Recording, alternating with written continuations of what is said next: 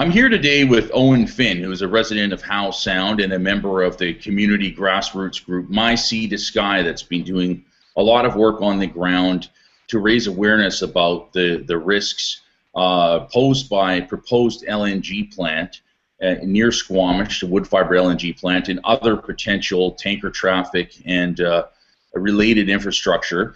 And Eoin has been making a series of presentations to municipal councils throughout and regional districts throughout the region on the Sunshine Coast and in Howe Sound, has generated a fair amount of traction here in terms of 5 different resolutions coming out of these different levels of government over the last couple of months, mostly relating to banning tanker traffic in anticipation of this LNG development. He's a former partner at KPMG. He's got a master's in international, an MBA in international business, and also a PhD in physical chemistry. So he's well positioned to talk about both some of the physical risks here from LNG tankers and some of the environmental issues, as well as the business case that's really at the center of much of the debate surrounding this issue right now. So it's my pleasure to welcome you today, Eoin. And I wonder if you could maybe start off by telling us, give us a little summary of some of the work that you've been doing on the ground with these local councils and regional districts in the past couple of months. Well, thank you, Damien.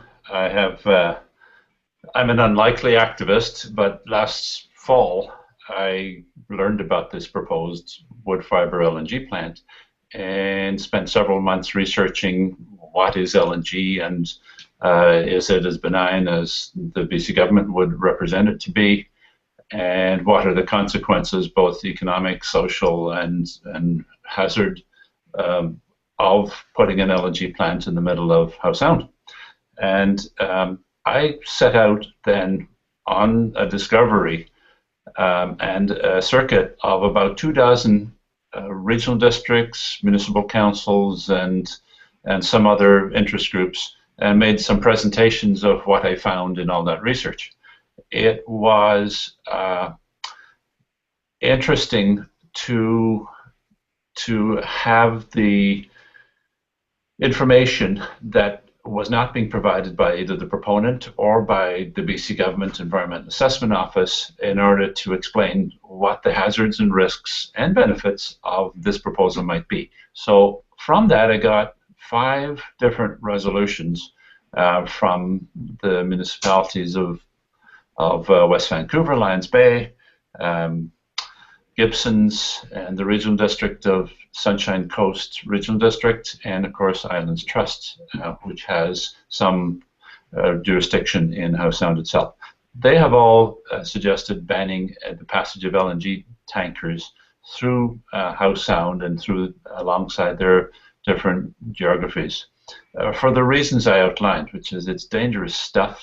The international standards guiding where to put these things are prohibitive of putting it in a place like Howe Sound. It's got lots of recreational boating traffic, it's got lots of ferry traffic, and has some, not much, but some cargo traffic with freighters going up and down. So it was an unlikely location, and my conclusion at the end of it was this is the wrong project in the wrong place for all the wrong reasons. And clearly some of the regional districts and municipalities agree with me. Now, maybe we should tell people a little bit about this project. So this is an Indonesian billionaire, Sukanto Tanoto, I think, maybe I'm pronouncing that wrong. Tanoto, excuse me. Who has bought up an old pulp mill, Woodfibre, which is a few kilometers up the inlet or closer to Vancouver from Squamish, correct? Yeah. And the plan is to take this was referred to as a brownfield site, so something that's being used for a former industrial purpose and repurposing it now into an LNG plant. And this is part of the Liberal government's grand plan here, which is we've seen over a dozen proposals up and down the coast, mostly in Kitimat and Prince Rupert. But this one is a lot closer to home for people in this region, isn't it? Yes, it's just up the northern end of Howe Sound, which is the #2 location for Vancouverites and for tourists on their way to Squamish, Whistler, and Pemberton. about 2.5 million of a year go up and down the Sound, and generating a lot of tourist income. So the fear is, of course, that this plant would interact negatively with the viewscape of Howe Sound, with the new gondola that's gone into Squamish, and that this would not be an advantage to the Sound. Yes, it's an old Woodfibre pulp mill that was closed down 8 years ago. Woodfibre LNG has bought an option to purchase the land, about 200 acres there on the far side of Howe Sound, and to put about a 2.4 million tons a year LNG plant in there, fed by pipeline by Fortis, and using. And that would have to be upgraded, correct? There's an existing pipeline there, to my understanding, that runs near there, but they're planning a pipeline expansion to feed the plant. Is that correct? Yeah, the 10-inch pipeline that's been there since 1989 to basically feed the Sunshine Coast and Vancouver Island is not of sufficient capacity to feed a 2.4 million ton a year LNG plant. So they're planning to put in, they say, a 24-inch pipe from the northern end of Coquitlam Lake through Squamish to Woodfibre, with a compressor station in the heart of Squamish itself, and that would, they say, have sufficient capacity to feed that plant's appetite. Whether that 24-inch gets extended all the way back to Coquitlam and allows a much bigger plant to exist at Woodfibre remains to be seen. But so far, Fortis has not applied for that 24-inch pipeline to go all the way back to the source. So let's see, as far as I understand it, you've got sort of two main areas of concern, and they pertain to your backgrounds in your professional life before you moved to Howe Sound. The economic side of things, and then some of the risks from the chemistry of what LNG is and how that could potentially cause some I think, as you've termed it, unlikely, but if they were to happen, very catastrophic type of incidents that could occur from this. Let's start with the economic side of things. There's this sort of macroeconomics of this, which we've talked a lot about at the Common Sense Canadian here, with regards to the sort of the supposed Asian market here and what some of the risks are, the subsidies from taxpayers that would be required, the debate over the royalty and export tax structure, and whether we would actually see significant benefits that have been promised to the province. There's also the local economic questions, sort of pitting the promise of some jobs from this plant and the construction thereof against some of the economic alternatives that have come into Howe Sound, such as tourism and recreation technology, some of these other sectors that are building there. Can you maybe talk a little bit about what your sort of overview of, or what you've learned in terms of really thinking about the economics of this, both on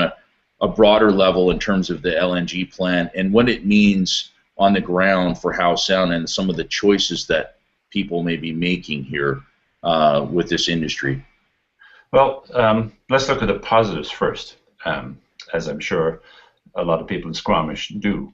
And clearly, up to 100 jobs advertised by the proponent to operate this plant, some in Vancouver, some in Squamish itself, and some at the plant, would be attractive to a 17,000 strong contingency in Squamish. That, of course, depends on whether they have the kind of qualifications to operate an LNG plant, which is currently not happening. In the larger context of the economics, when all this was proposed, and now we have 15 or 16 LNG proposals throughout the coast, as you point out, the world price in Asia for LNG was about $18 per million BTUs. That's how it's sold. That has since dropped to somewhere between 10 and 11. And everybody in the industry, at least the research I've done, says that about $10 is the break-even point at which you cannot be profitable in this business. That's because you have to chill this gas. You have to potentially cannibalize some of that source or supply electricity from other source to turn it into liquid, put it on a tanker. You've got to burn or bleed off more of that to get it to its destination. So it's more than the the $3 or $4 it costs to get it out of the ground, you're adding that extra cost, and now it's something like $10 to break even. By the time you get it to Squamish as a gas, you've got $5. It probably costs another $4 to liquefy it, store it, and ship it. And then you have to defray the capital costs, which are really high, about $1,200 a ton of LNG. That's because these plants are billions of dollars to construct. About 1.2 billion per million tons of capacity, and this one is 2.4 million tons. So that the world economics hasn't been helped by the fact that you've got lots of competitors from Australia, Mozambique, Papua New Guinea, and principally Australia coming online pretty soon. So everybody knew at the outset this was going to be a race to get to an Asian market, which looked like it was going to be stable. But since then, the Russians have come in and done a deal with China to pipe unliquefied gas, just straight gas, from Siberia to Beijing. And the Australian plants are coming online, and a couple of other things are threatened. Japan is the single biggest importer of LNG, mainly because of the Fukushima incident, which had them turn off 52 nuclear reactors. And they are threatening, because they can't afford this LNG at that price, to turn those back on, in which case the demand from Japan will go away. Other smaller markets include Korea and Taiwan, and the other big developing market of China looks like it's going to be satisfied in its demand by the Russian pipeline, and of course by their own development of their own shale gas formations, which are pretty extensive. Right. So the world picture for this industry looks very much boom and bust cycle, and adding that industrial capacity to BC is repeating a history. We've been there, done that before with other resource industries, which from gold mining, from our own forest industry. Adding that as a major component of our industrial strategy has its own risks.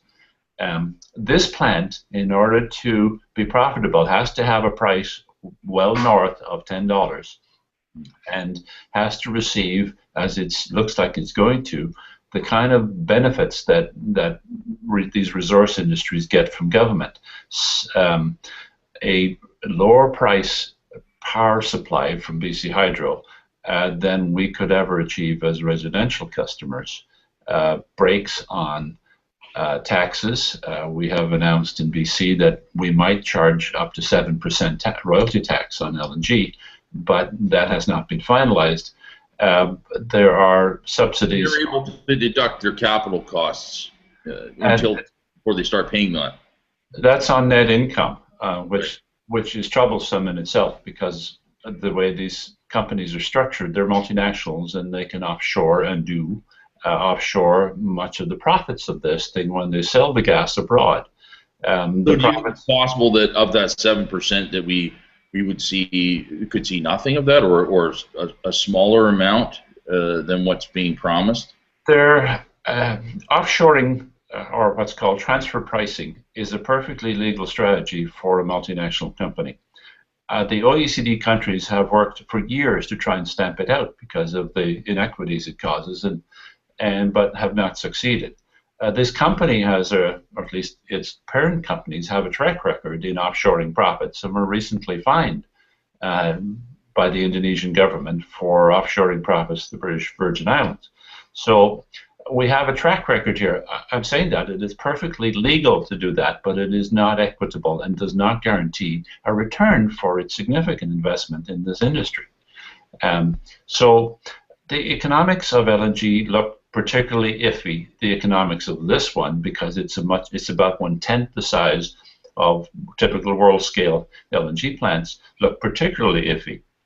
And I'm worried that in our haste to win the race to the Asian market with LNG, that we make mistakes which are going to cost us dearly in the future.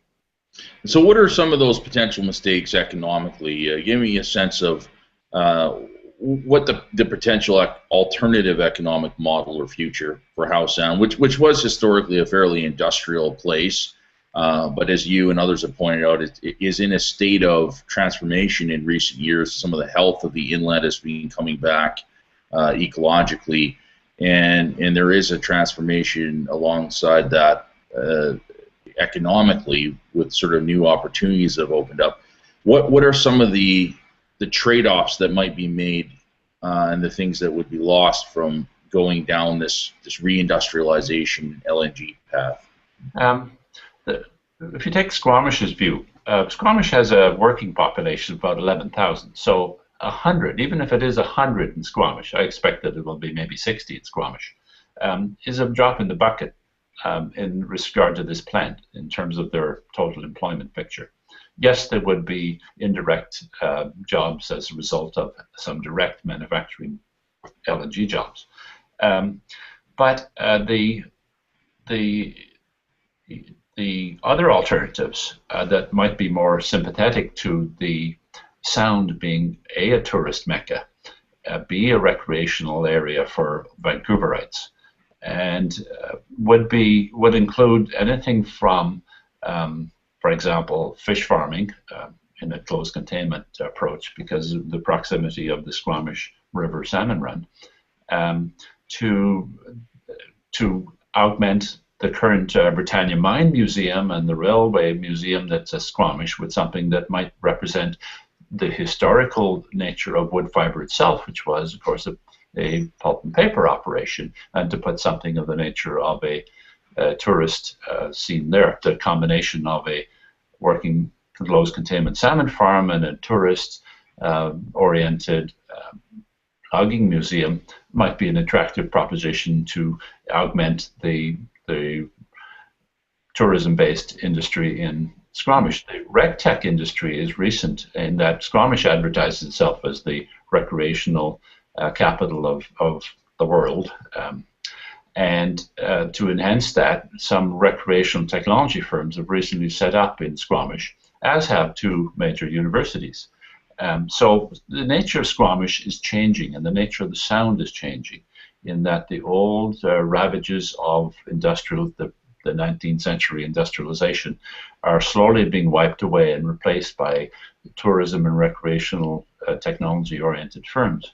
And that's a more bright and sunrise future than to be reinvesting in a step backwards into sunset industries that essentially are resource-based, add very little value to the product being ripped out of the ground and shipped out of the country, especially when it's being done by foreigners with private companies in whom there is no possibility of investment by the Canadians at all. So it's a much brighter, better future to consider a tourism, recreational technology future for Squamish than it is to consider a backward step back into the 19th century rip it and ship it economics.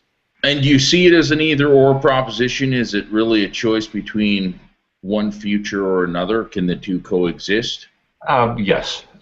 What's not happened is any kind of comprehensive look at the economics of Howe Sound and to come to an agreement shared by all about what proportion of recreational, what proportion of residential, what proportion of industrial and commercial would best inhabit the Sound. That kind of planning is frustrated by the fact there's 3 regional districts here and I think up to 9 different communities, all of whom have a say in what goes on in the Sound, and that they have not been able to come together and see eye to eye. The future of Howe Sound Society has promoted this vision for a long time, and the BC government has twice in the last 30 years started that exercise but never completed it.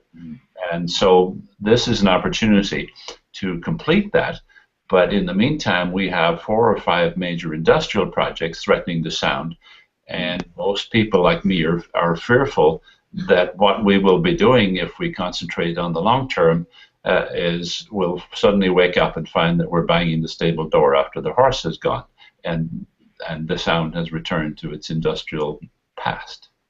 So you're kind of looking for a deep breath here where this headlong rush gets slowed down so that you can properly plan out the future. Sorry, is that a fair assessment of kind of what you're asking these councils to do right now vis-a-vis these resolutions and things? Yes, and the councils, most of them are doing that. Again, helped out by the Future of How Sound Society and some of the forums that have been held across these jurisdictions. It's just that that process needs some time, breathing room, before the work of figuring out a long-term strategy is overwhelmed by short-term projects that blow away the possibility of a balanced industrial, commercial, recreational future for Howe Sound. I want to finish off with sort of a discussion of what the reaction has been at these councils and some of the blowback too. There's been a little bit of that, and that involves a local MP for the region, John Weston, who fired back at a recent vote by the West Vancouver Council. But before we do that, I just very briefly I want to touch on the other area of concern that you've demonstrated through your presentations, which is one of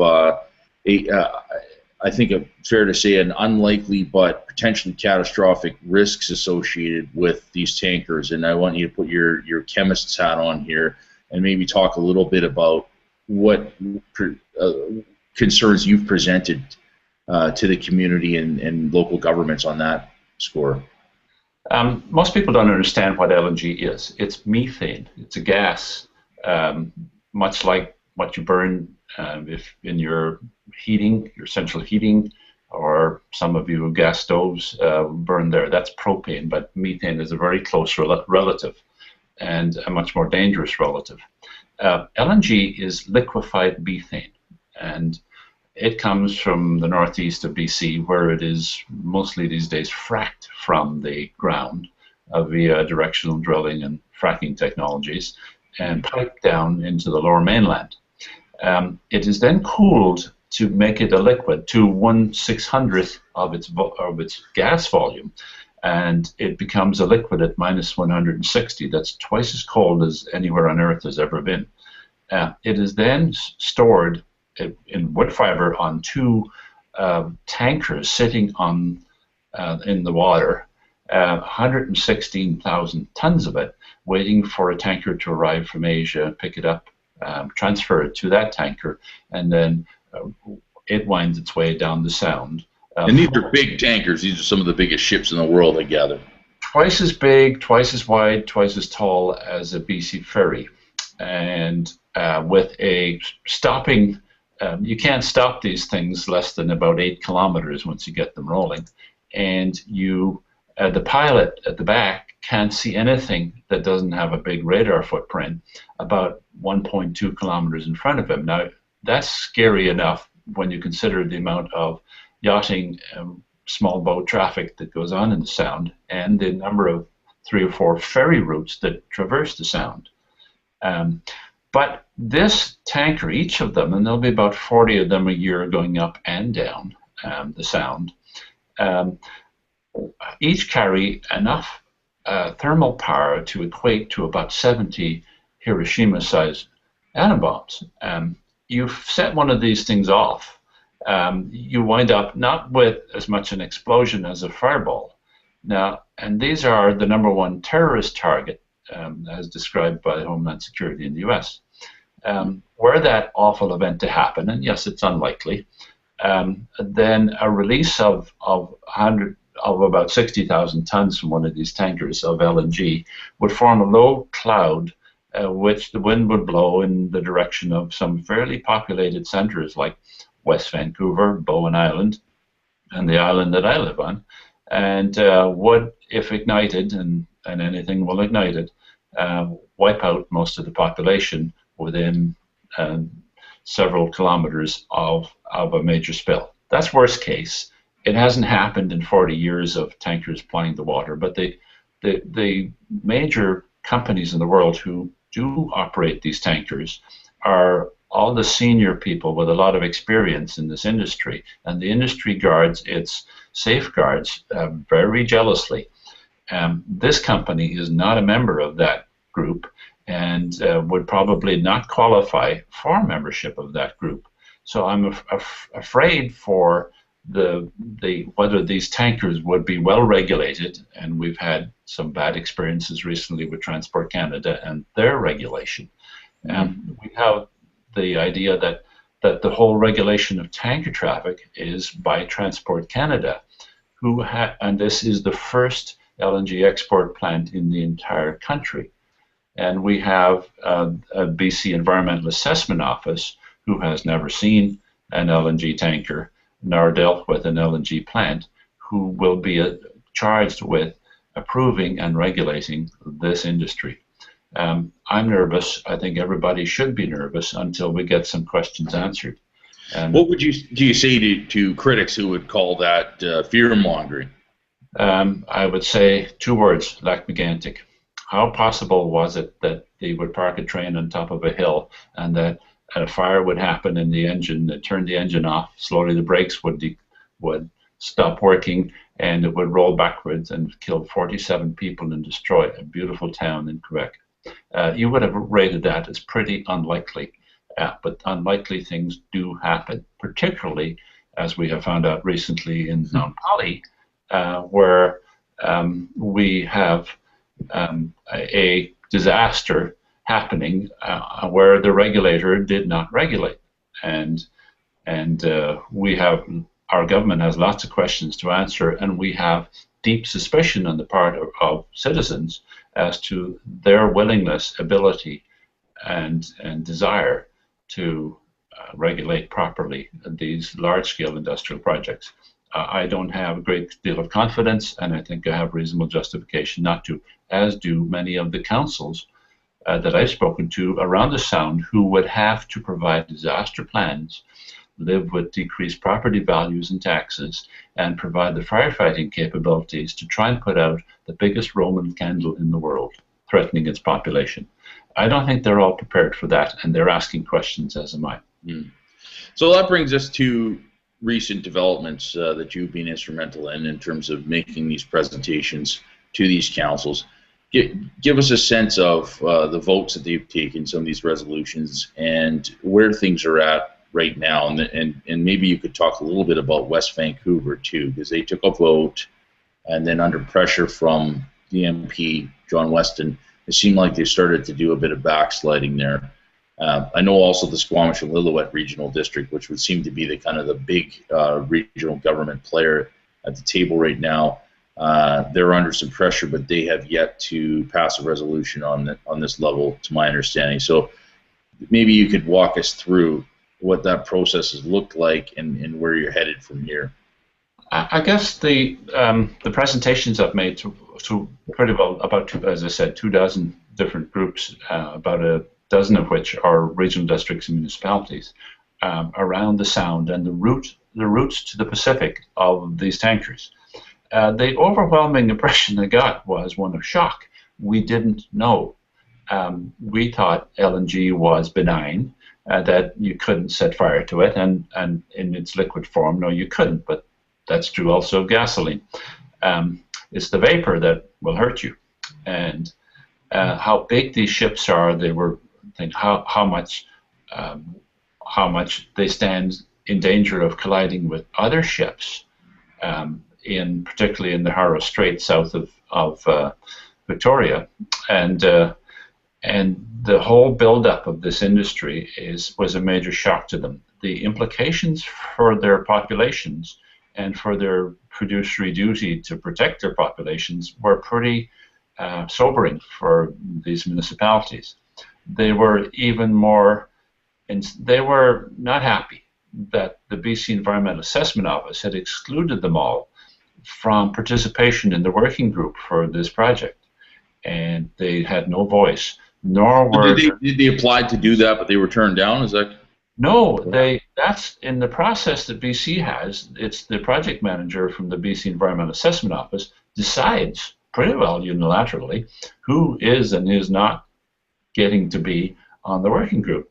And in the words of the BCEAO project manager, since the marine traffic was so small, they thought it not worthwhile to consult the municipalities of Bowen, West Van, etc. That did not go down well, and that was a big part in these communities, these municipal councils, deciding that, hold on here, we better put a halt to this until we are better informed by the people who should be informing us as to what the risk criteria and what the decision criteria would be for these things. So is it a moratorium that they're calling for, or I've heard in some cases that it's been an outright ban? And what's the mechanism here? Because clearly they don't necessarily, although Vancouver and Burnaby are both suing the National Energy Board over a constitutional challenge right now with regards to the Kinder Morgan pipeline and the question of whether a municipal government does have some jurisdiction in protecting its citizenry from these sorts of issues. So it may prove at some point down the road that municipalities and regional governments have some more authority than what they're apparently have over these sorts of larger energy decisions right now, which is basically nothing. So are they? I know in the case of West Vancouver, I believe it was, they decided they would write a letter to the Harper government putting their objection on file. What are they asking for? They are asking for a ban on LNG tankers in Howe Sound, pretty well all of them. They are also asking for involvement in that working group so they can be better informed. And they're asking for the Environmental Assessment Office and our politicians, local and otherwise, to step up to the plate with informing them about what the pluses and minuses of this, particularly this LNG industry, are. And the politicians have not done that. Mr. Weston took it upon himself to criticize the decision taken by West Van Council when he himself has offered no cogent reasons why this thing should be promoted, has not attended any of the meetings that I've been to, nor that the proponent put on, but yet feels obligated to comment that the West Vancouver Council is not within its jurisdiction to do that. Technically, that's correct. Municipalities have very little control over what is essentially a federal decision and will ultimately be a federal environment minister decision in Ottawa. What is clearly lacking here is any kind of social license for these projects to happen. And short of mayors lying down in front of bulldozers, it seems to be the only way in which our governments, junior and senior, can communicate with each other about the dissatisfaction with how these projects are being promoted and pushed forward. Now, it seems like the reaction from some of the councillors in West Vancouver, it was a little puzzling to me because I sort of read some of their comments, Trish Pans and some of the other councillors who it seemed to be really very quick to backslide here and almost kowtow to Mr. Weston the minute that he published those comments. Can you maybe give me some insight into what you saw happen there and what's going on right now? Well, Mr. Weston made the comment that it's normal for council to receive both sides of an argument and to hear from the proponent, as well as people like me objecting to it or providing information to them about it. And then sometimes to have a staff report on a project like this. The problem, of course, is they're rather thin-staffed, and those staff don't have the expertise, some of which I have, to go and explore for several months as to what this topic's all about and provide a report making sense of it to the councillors. But the councillors in West Van, some of whom had attended several of the meetings, obviously decided that they're best, given the expediency of the whole thing, in that this proposal is supposed to be pushed forward by the end of this year and start construction next year, decided that expediency was worthwhile taking the plunge and saying, sorry, but LNG tankers, we want LNG tankers banned from Howe Sound. Mr. Weston saying that, oh, they should have studied it, they should have waited despite the fact that the environmental assessment has started since NEB approved the license for this thing almost 12 Well, months. the license, it's a worthwhile point to make here. The National Energy Board long ago approved the license, the export license for this project. So there is a certain urgency here, I gather. The NEB has approved it. As they have, along with 6 other licenses, too, 4 more on the table right now, including another one in Delta, BC, which is even bigger than this one, promoted by a group from Delaware. But yes, there is what Mr. Weston's conversations were with any particular councillor, I don't know. And I would assume the councillors are doing their due diligence and acceding to Mr. Weston's request that they listen to the proponent, and that's scheduled to happen early September, and then West Vancouver may or may not revisit their vote.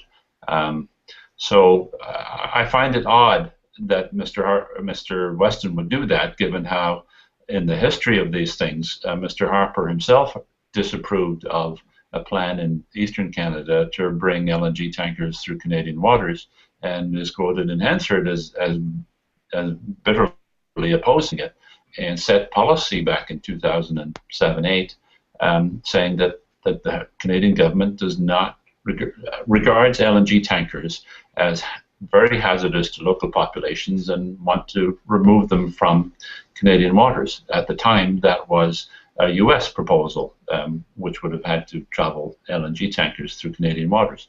So it's a bit disconcerting for Mr. Weston to say that when our own Stephen Harper has already pronounced that this is not a good idea.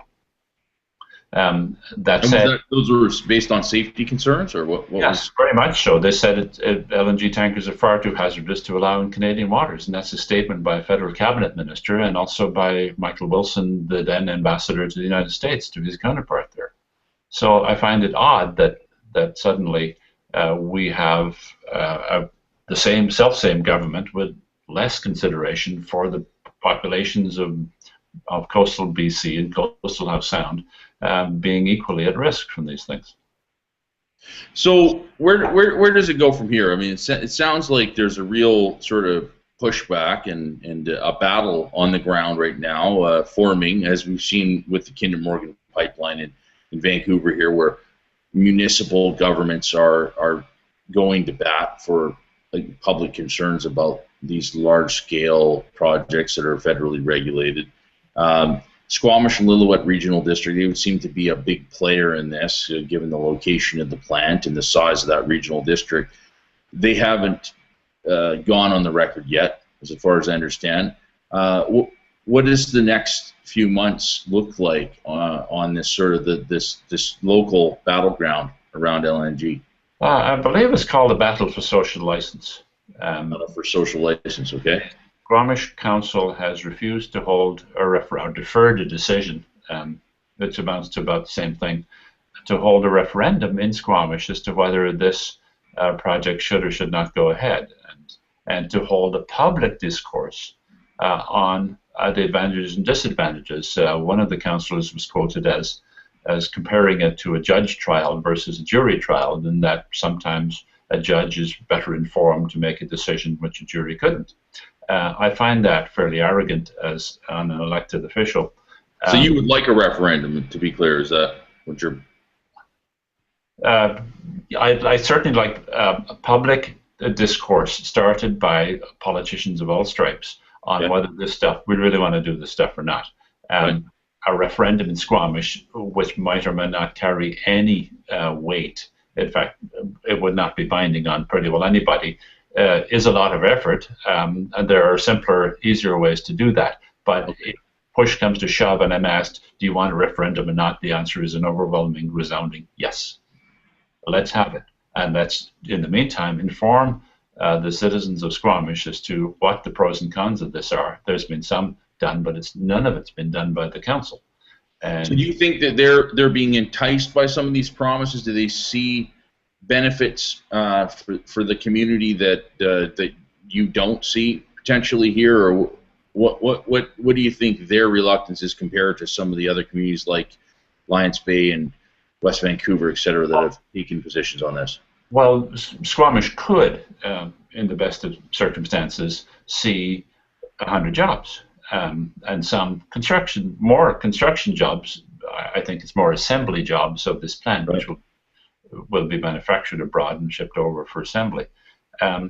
That's not an unattractive proposition. The $2 million that Woodfibre has proposed to pay in property taxes for the property is an equally, that's about 10% of property taxes in Squamish. Sure. Would add significantly to its budget. The spin-off jobs that might occur, one can argue that there would or wouldn't be, but there would be some. Whether those would balance out the air and water quality issues to go with this plant, the fact that the putting 17,000 tons of chlorinated water into hot water into the Sound every hour from this plant wouldn't wipe out the returning species that are dear to First Nations, and the possibility that it might not be Squamish residents but temporary foreign workers who would fill these positions who have some experience with LNG, all must be weighed against the promise of 100 jobs and $2 million in taxes. And that's something that I think should be the subject of public discourse throughout Squamish, and that people who are normally fairly sensible about these matters make up their own minds. That hasn't happened, and that's not a healthy approach to democracy.